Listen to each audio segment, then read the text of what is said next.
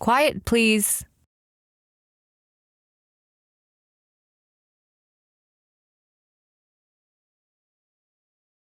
Quiet, please. Today's story, written by Willis Cooper, directed by Chuck and Megan Marra, and featuring Margot Moreau, is called Inquest. My name is Sandra Ross, and I want to know why I'm here. My dear Ms. Ross, in all cases of violent death, it is customary for an inquest to be held. Surely you know that, don't you? Who are these people? The jury, Ms. Ross. And if you're wondering, my office is that of Coroner. Now, may we proceed, please? Well, now wait a minute. I want to know why these people are wearing these funny clothes for. They look more like a masquerade than a coroner's jury. You are referring to the gentleman in kilts. Well, him and the others too. Who is he? Will you identify yourself to Ms. Ross, please, sir? My name is Duncan. What's the idea of the Scotch outfit? Ma'am, I'm a Scot. These are my usual garments. Thank you, sir. You may be seated again. Ms. Ross? Well, I think it's a funny outfit to wear at a coroner's inquest. Your garments may be quite as unusual to some of the members of the jury as theirs are to you, Ms. Ross. I must look pretty funny then. That is a matter of opinion, Ms. Ross. Shall we begin? I want counsel. That will not be necessary, ma'am. This is not a court of law, but an inquiring body whose function it is to determine the causes of death in the case. Well, you'll find it was justifiable homicide, sister. I'm telling you. We shall see. You were on bad terms with your sister and your brother-in-law. They were on bad terms with me. I see. This is a state of affairs that has existed for some time? Long enough. How long? Since before she married him. And they were married? Just a few months. They'd been married just a few months when this thing happened. When the murder took place. We call things by the right name here, Ms. Ross. Well, you haven't proved anything yet. We shall. You'll find it was self-defense. All in good time, Ms. Ross. Well, you'll see. Go ahead. Go ahead, ask me questions. Very well. You'll tell the truth, the whole truth. And nothing but the truth? Yeah, I know. Yeah, sure. I regret that it is impossible for us to call your sister and your brother-in-law as witnesses. So, we shall have to depend upon your testimony entirely. Sure. Yeah, I know. Perhaps you can tell the jury something about the causes behind this ill feeling between you and your sister, Ms. Ross. I certainly can. Do so, please. Well, it's pretty simple. Eileen was born in 1908, 2 years before me. There were just the two of us. I understand your parents were wealthy, Ms. Ross. Yes, they were. That's part of it too. I suspected as much. Go on. I haven't got any money. Well, what's he laughing at? None of the people who come here to testify ever have any money, Ms. Ross, for one reason or another. Well, that's not funny. I agree with you, Ms. Ross. Kindly restrain from unseemly mirth, gentlemen. Go on, ma'am. Well, our parents were drowned in the wreck of the Vestris. When was that? 1927? 1928. Yeah, that's right, 28. They left everything to us. Quite a lot of money. Yes? But there was a catch to it. Address the jury, Ms. Ross. What? Well, I said there was a catch in it. We weren't to get all of the money right away. We were both underage, you see. Eileen was 20 and I was 18. Will you speak up, please? All right. We got $5,000 a year at first, and we were to get the rest of our shares when we came of age. That was a considerable amount, Ms. Ross? It was. So I was supposed to wait 3 years. Eileen got hers the next year, 1929. I had to wait. Did you wait, Ms. Ross? Yes. Well, I waited till Eileen got her share. I mean, after all, it was our money. It wasn't fair for Eileen to have that much and me not have a cent. Was it? We're not here to judge such things, Ms. Ross. This is a coroner's jury. Well, you see what I mean. Go on, ma'am. So I saw people making money that year hand over fist. All you needed to make money was some money to start with. And I didn't have any. What about your 5,000? I lost that. Gentlemen.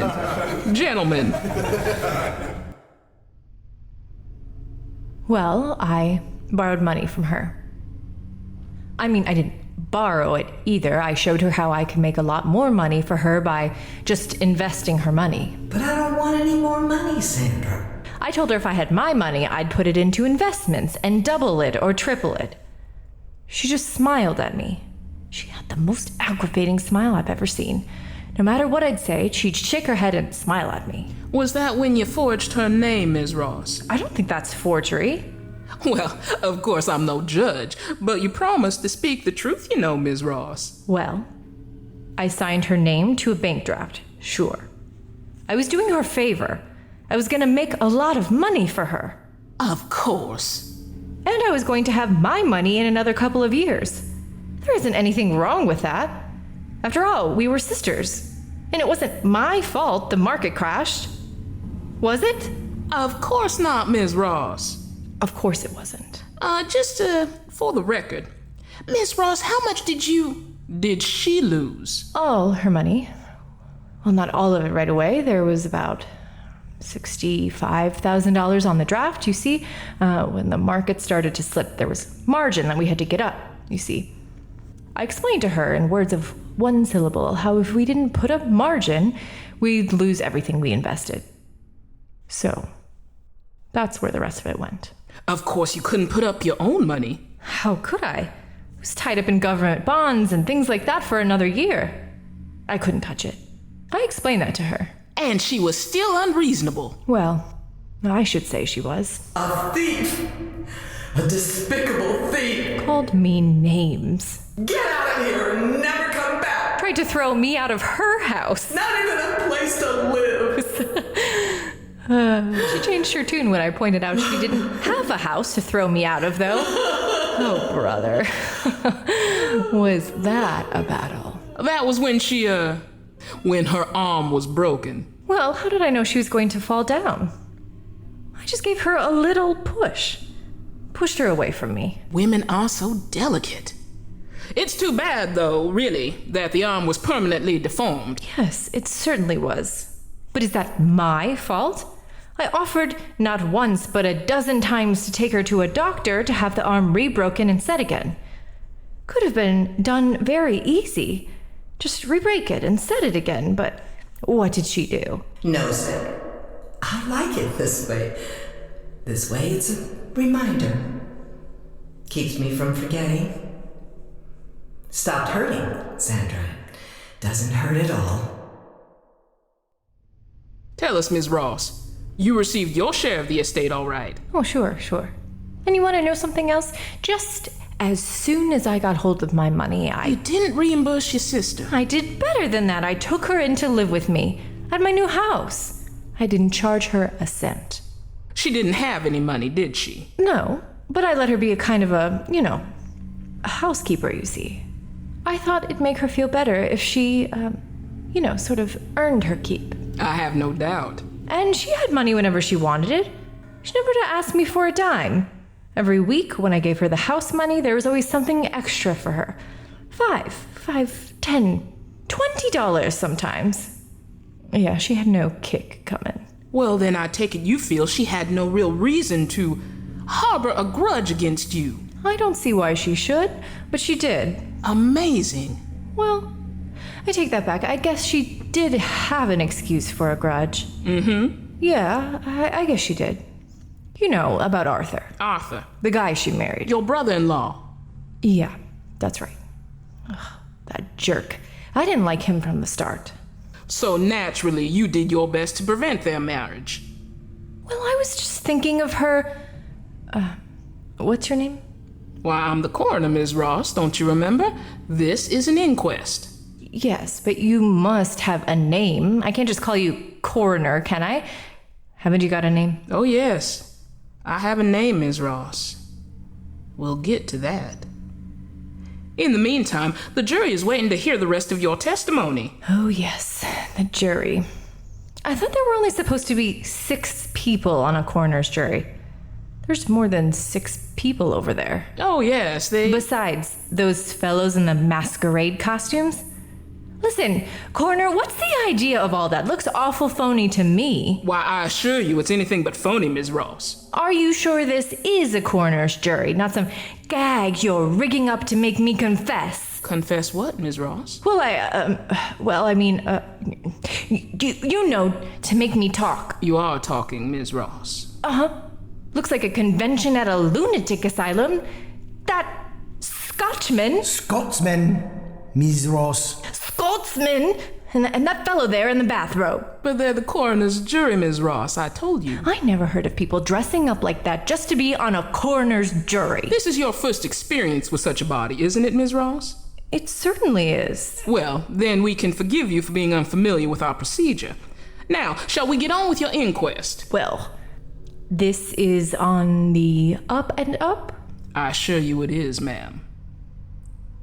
You said you objected to your sister's marriage. I did. Why? For her own good. Here she was living in luxury. Luxury? What? Well, I'd call it luxury for somebody who didn't have a cent to her name, Miss Coroner. She had a good home.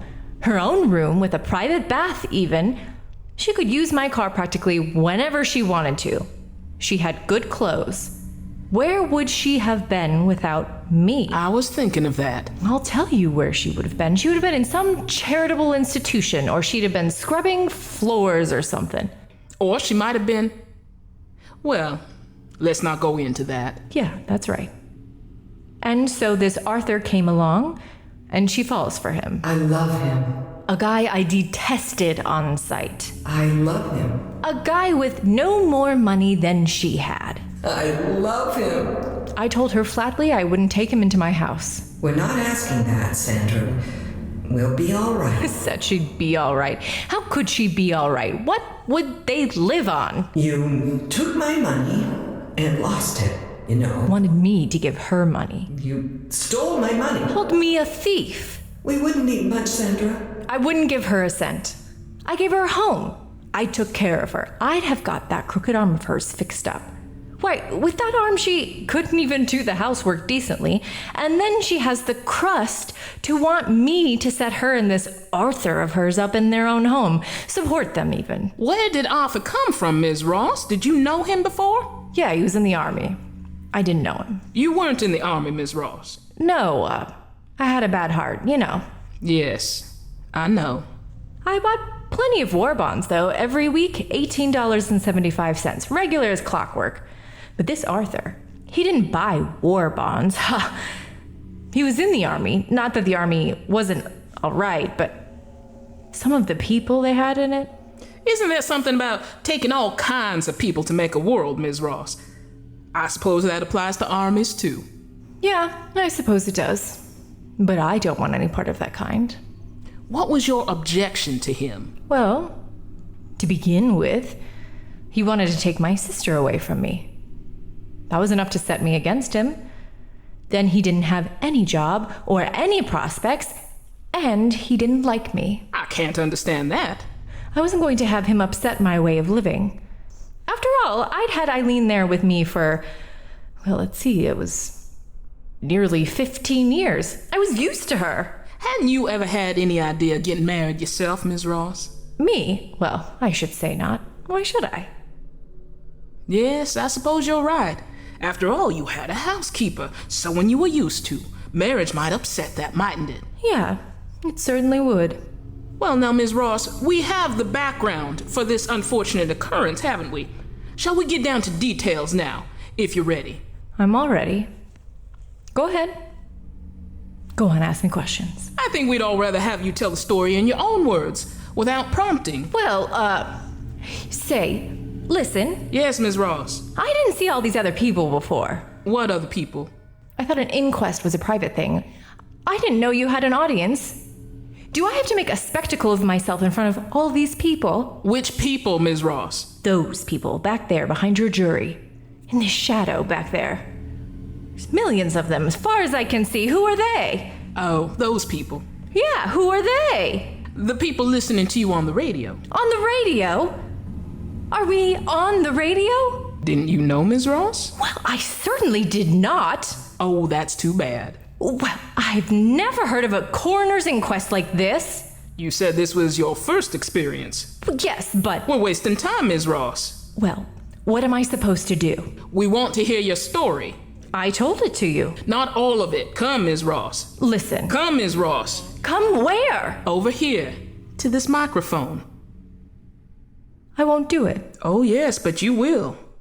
I'm not going to talk to all those people. Yes, you are. Stand up, Ms. Ross. I've got my rights, you know. We are very considerate of your rights, ma'am. Just step this way. Now, if you please, Ms. Ross. Well, where do you want me? Right here, if you please, Ms. Ross. You can speak into this microphone so the audience will hear you clearly. I'm not going to talk. So close to the microphone, Ms. Ross. Now, ma'am, we will hear your story of that day. We shall supply you with sound effects as they are necessary, Ms. Ross. And we even have music for you to, put you in the mood. Well, I don't know what kind of monkey business this is. An inquest, Ms. Ross. Simply an inquest of which you are the principal witness. You're on your own, Ms. Ross. A great many people are listening. Music, please.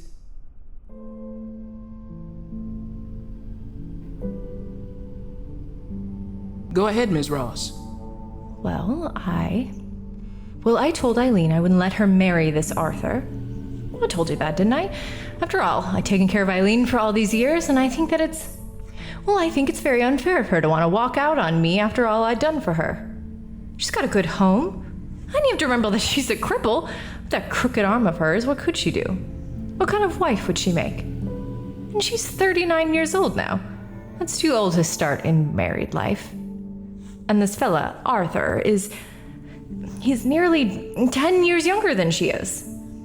Not only that, but how is he going to make a living for her? Sure, he was a lieutenant colonel in the Air Force, got a lot of medals, he was a Japanese prisoner and all that. But lieutenant colonels are a dime a dozen now, and he's got no money and no prospects. He probably thinks Eileen's got money. He thinks he's going to get some of that. Well, Eileen, you know, hasn't got any money. It's my money, and she isn't going to get a cent of it. Unless I die before she does. There's a small prospect of that, so get out, Arthur, I said. Get out and stay out. And Eileen, you see that he stays out of my house. That's what I said. And I meant it. Well, he went. Eileen cried.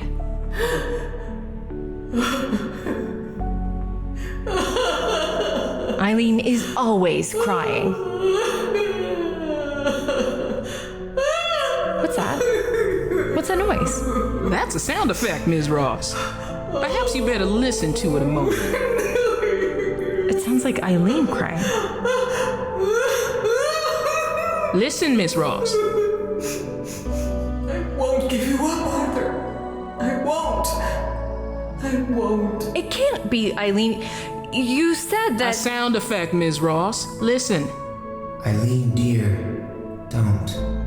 Don't, darling. There'll be a way out somehow. We'll work it out. She'll have to let you. Oh, but Arthur, how can we? She's got to help us. Or... I know, but isn't there some way we can talk her into doing something? She just can't do this to you. Darling, if she won't let me have some of the money that she stole from me, how can we... Oh, I hate her. I hate her! Did you recognize our sound effects, Ms. Ross? I don't know how you did that. That isn't important, Ms. Ross. You did recognize it, didn't you? Certainly I did. That was 3 weeks ago. That was the day that... Well, that was the day I really went into action. You remember? I came into the room. Eileen was sitting with her back to me. She didn't see me. Arthur was facing me. Eileen didn't hear me come in the room, and of course, he couldn't see me, and... Perhaps you better explain to our radio audience why Arthur didn't see you, Ms. Ross, if he was sitting there. Well, sure. Didn't I say he was blind? I walked right up to them before she saw me. Hate me, I said. Huh? And he jumped up in front of me. I'll show ya, I said, and I reached out for him. He got to his feet, and he turned his head looking for me, but he couldn't see me. I grabbed him by the collar. I'll show ya, I said, and she leaped at me. See these marks on my face? Her fingernails. And she kept screaming. I hate you! I hate you! I hate you! And he got an arm around her and he tried to pull her away. And they struggled, and I started pushing him towards the door, and she grabbed up the heavy ashtray and struck at me with it. And you grabbed her arm. Well, I couldn't help it if it was her bad arm, could I? Of course not, Ms. Ross. And of course, Arthur couldn't see you. How could he? He was making passes in the air, trying to find me. And you knocked him down. And threw him out. Next time I'll kill ya, I said. You shouldn't have said that, you know, Ms. Ross. I know. It could be used against you. Well, I had to protect myself. Well, all right, I figured I'd fixed that. I got the doctor for Eileen. She wasn't hurt bad. She just fainted when her arm got twisted. And she wouldn't speak to me. Stayed in her room. That house was an inch deep in dust. Dishes weren't washed, no groceries. Wouldn't come out of her room. I was pretty sore. I've got a violent temper, you know? I don't brood about things, I do something about them. Well, I let her stay in her room, and then finally I got tired of it. I went upstairs one morning with blood in my eye. I hammered on her door. I said, "Open up that door, Eileen." There wasn't any answer. I hammered some more. She still didn't answer, and I said, "Eileen, open up that door or I'll break it down." I said, "I'll take the cost of fixing it out of your allowance too." There still wasn't any answer, so I got back and I slammed my shoulder against it, and the second time, the lock broke and I fell into the room. And she wasn't there.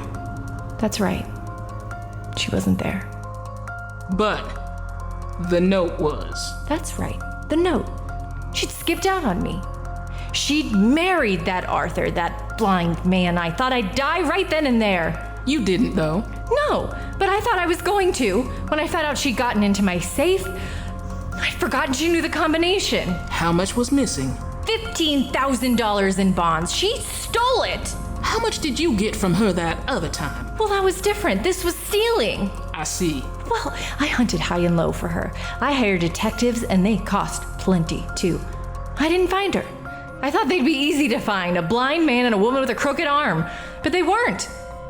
I used to lie awake nights thinking, what'd I do to him when I found him? You're making some very damaging statements, Ms. Ross. Am I? So what? We'll see whether it was justifiable homicide or what. Well, they came back. I was all alone. They knew I'd be alone. Was that the day, Ms. Ross? Yeah, that's right. They came in. Eileen still had her key. I didn't know they were there till she spoke from the doorway of the living room. We've come back, Sandra. And he was with her, standing, grinning behind her in the hall. Grinning, he thought, at me, at his sister-in-law. His face was turned in the wrong direction. Blind men give me the creeps. She came in the room and she put out her hands to me and she smiled. Aren't you going to congratulate us, Sandra? My head began to swim, and the light in the room seemed to turn red. I staggered as I got up out of that chair, and then she backed away from me, and I heard him talking dimly. What's the matter, Sandra? Sandra, what's the matter? The room became whirling around faster, and I tried to speak, but I just got... Well, I got kind of muddled, and Eileen yelled. And I reached for that fool Arthur's throat. Yes, I did. Listen to me. As I reached for his throat, I saw Eileen out of the corner of my eye, and she was picking up an old-fashioned dirk that was on the coffee table that used to belong to my grandfather. She was running at me, and I was trying to get a hold onto Arthur, and she stabbed at me, and I couldn't let go of him because he was struggling, and she cut my hand. Didn't I tell you that was self-defense? And she kept striking at me and grabbed the dirk out of her hand, and Arthur was kicking me, and I got the dirk, and I heard Eileen scream, and there was a great red flash in my mind, and well, that's all. So that's the story, Miss Coroner. Next thing I remember is sitting in that chair over there with your jury and your radio audience staring at me. So go on, let's hear your verdict. Go on, let's hear it. From your masquerade party jury. Go on. Very well, Ms. Ross. Your Majesty? Majesty? What's this? King Duncan of Scotland is foreman of our jury, Ms. Ross. There isn't any king. If you remember, Miss Ross, Duncan of Scotland was foully murdered by a certain Macbeth many long year ago. Yes, Ms. Ross. And the gentleman, in what you termed the bathrobe, died at the hands of a friend named Brutus. Aye, and the gentleman in the red cap was done to death by a slip of a girl named Charlotte Corday in 1794. What are you talking about? Yes, Ms. Ross. These gentlemen are your peers. All murder victims at one time or another. What kind of a masquerade? I assure you, this is no masquerade, Ms. Ross. Just one thing. Your sister and your brother-in-law did not die. Well, then, what's all this about? Your Majesty, the verdict, if you please. Guilty of murder, Miss Coroner. Murder? But you said they didn't die. No, Ms. Ross. They didn't. But you did. Your heart, remember? And now I think you are my property, ma'am. You have listened to Inquest, a Quiet Please story written by Willis Cooper and directed by Chuck and Megan Marra. The person who spoke to you was Margot Moreau. And Kat Hammons played the coroner. King Malcolm was Chuck Marra. Eileen was played by Susan DeMonte. And Arthur was Anton Prather. And now, for a word about next week's Quiet Please story, here is our director, Chuck Marra. The characters on Quiet Please are not intended to represent any persons living or dead. They are completely the children of Willis Cooper's imagination. If you happen to have the same name as one of them, it isn't intended to be you. Quiet Please for next week is called 12 to 5. And so, until next week, I am quietly yours, Margot Moreau. This program came to you from Los Angeles and is produced by Foley Marra Studios.